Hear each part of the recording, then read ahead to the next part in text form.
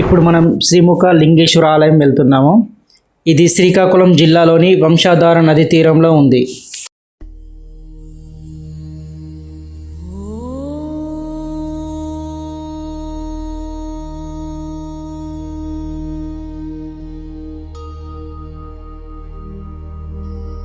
ఈ ఆలయాన్ని శ్రీముఖ లింగేశ్వర ఆలయం అని ఎందుకంటారంటే, ఈ వంశధార నది తీరంలో మహర్షులు శివుని కోసం ఘోర తపస్సు చేశారు. ప్రసన్నుడైన శివుడు జ్యోతిర్లింగ రూపంలో ప్రత్యక్షమయ్యాడు. అప్పుడు మహర్షులు, ప్రభు నీ నిరాకార రూపంలో కాకుండా మీ కరుణామయమైన ముఖాన్ని కూడా మేము దర్శించాలనుకుంటున్నామని ప్రార్థిస్తారు. అప్పుడు శివుడు లింగం పైన తన దివ్యమైన ముఖాన్ని ప్రదర్శిస్తాడు.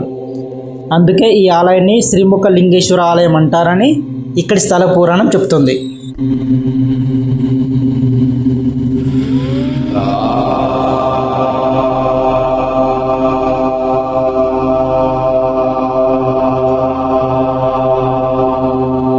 మీకు శ్రీముఖ లింగాన్ని చూపిద్దాం అనుకున్నాను, బట్ గర్భగుడిలోకి మొబైల్ అలో లేదంటున్నారు.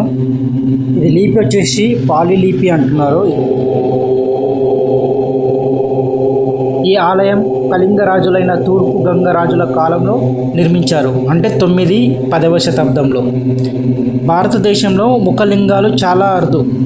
వాటిలో ఈ శ్రీముఖలింగేశ్వర ఆలయం అత్యంత ప్రాచీనమైనది, ప్రసిద్ధమైనది.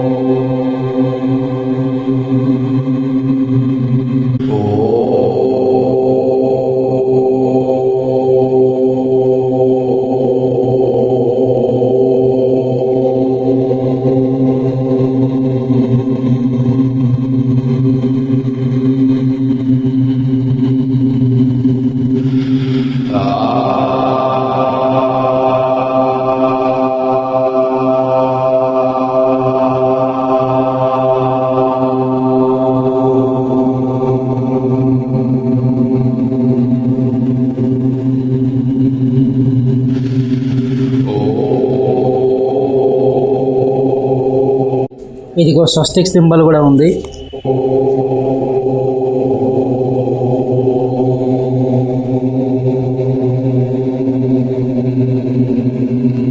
ఇక్కడ శిల్పకళ అయితే అద్భుతంగా ఉంది.